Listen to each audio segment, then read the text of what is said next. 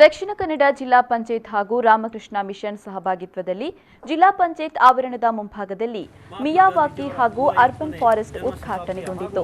ಜಿಲ್ಲಾ ಪಂಚಾಯತ್ ಕಾರ್ಯನಿರ್ವಹಣಾಧಿಕಾರಿ doctor M R Selvamani ಅವರು ರಿಬ್ಬನ್ ಕತ್ತರಿಸುವ ಮೂಲಕ ಉದ್ಘಾಟಿಸಿದರು. ಈ ವೇಳೆ ಮಾತನಾಡಿದ ಅವರು, ಮಂಗಳೂರು ನಗರವು ಮೊಟ್ಟಮೊದಲ ಬಾರಿಗೆ ಅರ್ಬನ್ ಫಾರೆಸ್ಟ್ಗಳನ್ನು ನಿರ್ಮಾಣ ಮಾಡುವ ಮೂಲಕ ಮಾದರಿ ಎನಿಸಿದೆ ಅಂತ ಹೇಳಿದರು. ಈಗ ಒಂದು ಮೇಯವಾಗಿ ಅರ್ಬನ್ ಫಾರೆಸ್ಟ್ ಅಂತ ಮಾಡಿದ್ದೀವಿ. ಇದು ನಮ್ಮ ಜಿಲ್ಲಾ ಪಂಚಾಯತ್ ಜವಾಬ್ದಾರಿ ತಗೊಂಡು ಅದನ್ನು ನಿರ್ವಹಿಸ್ತೀವಿ. ಇದು ಒಂದು ನಮ್ಮ ಮಂಗಳೂರಲ್ಲಿ ಒಂದು ಅರ್ಬನ್ ಫಾರೆಸ್ಟಿಗೆ ಇದು ಒಂದು ಫಸ್ಟ್ ಪ್ರಯೋಗ, ಫಸ್ಟ್ ನಾವು ಇಲ್ಲಿನೇ ಮಾಡ್ತಾ ಇರೋದು. ಇದು ಸಕ್ಸಸ್ ಆಗುತ್ತೆ ಅಂತ ತಾವು ಹೇಳೋ ಥರ ನಮ್ಮ ಮಂಗಳೂರಲ್ಲಿ ಇನ್ನೂ ಒಂದು 100 ಕಡೆ ಸಣ್ಣ ಸಣ್ಣ ಜಾಗದಲ್ಲಿ ಒಂದು ಅರ್ಬನ್ ಫಾರೆಸ್ಟ್ ಮಾಡೋಕ್ಕೆ ಒಂದು ಅವಕಾಶ ಸಿಕ್ತು.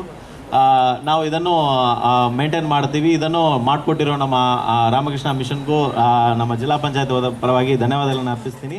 ಇನ್ನು ಮಂಗಳೂರು ರಾಮಕೃಷ್ಣ ಮಿಷನ್ ಕಾರ್ಯದರ್ಶಿ ಸ್ವಾಮಿ ಜಿತಕಾಮಾನಂದಜಿ ಮಾತನಾಡಿ, ಮಂಗಳೂರು ನಗರ ವ್ಯಾಪ್ತಿಯಲ್ಲಿ 50 ಪ್ರದೇಶಗಳಲ್ಲಿ ಅರ್ಬನ್ ಫಾರೆಸ್ಟ್ ಮಾಡುವ ಚಿಂತನೆ ಇದೆ.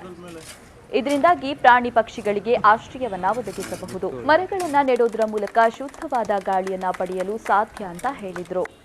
ಒಂದು ಕೊಡುವಂಥ ಆಕ್ಸಿಜನ್ ಟ್ಯಾಂಕ್ ಅಥವಾ ನಾವು ಲಂಗ್ ಸ್ಪೇಸ್ ಅಂತ ಏನು ಹೇಳ್ತೇವೆ, ಮುಂದಿನ ದಿನಗಳಲ್ಲಿ ಈ ಊರ್ವ ಪ್ರದೇಶದಲ್ಲಿರುವಂಥ ಎಲ್ಲ ಜನರಿಗೂ ಒಳ್ಳೆಯ ಆಕ್ಸಿಜನ್ ಇಲ್ಲಿಂದ ಹೋಗ್ತದೆ. ಪ್ರಾಣಿ ಪಕ್ಷಿಗಳಿಗೆ, ಯಾಕಂದರೆ ನಾವು ನಮ್ಮ ಬಗ್ಗೆ ಮಾತ್ರ ಯೋಚನೆ ಮಾಡ್ತೀವಿ, ಪ್ರಾಣಿ ಪಕ್ಷಿಗಳ ಬಗ್ಗೆ ಯಾರು ಯೋಚನೆ ಮಾಡ್ತಾರೆ? ಹೆಚ್ಚಿನ ಜನ ಯೋಚನೆ ಮಾಡೋದಿಲ್ಲ. ಆದರೆ ಆ ಪ್ರಾಣಿ ಪಕ್ಷಿಗಳು ಕೂಡ ಇವತ್ತಿನ ಈ ನಗರದ ವ್ಯವಸ್ಥೆಯಲ್ಲಿ ಅವಕ್ಕೊಂದು ಜಾಗವನ್ನು ಮಾಡಬೇಕಾಗಿದೆ.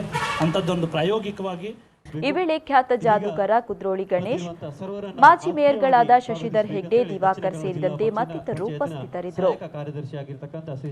ಏನಾದೀತು ಎನ್ನುವುದಕ್ಕಿಂತ ಬದಲಾಗಿ ನನ್ನಿಂದ ಪರಿವರ್ತನೆ ಪ್ರಾರಂಭವಾಗಲಿ ಎನ್ನುವಂತಹ ಒಂದು ಉದ್ದೇಶದ ಬಟ್ಟೆ ಚೀಲಗಳನ್ನ ಹಿಡಿಯೋಣ, ಪರಿಸರ ಸ್ನೇಹಿ ವಸ್ತುಗಳನ್ನು ಬೆಳೆಸಬೇಕು. ಮುಂದೆ ಈ ಒಂದು ಸ್ವಚ್ಛತಾ ಪ್ರತಿಜ್ಞಾ ವಿಧಿಯನ್ನು ಬೋಧಿಸಬೇಕಾಗಿ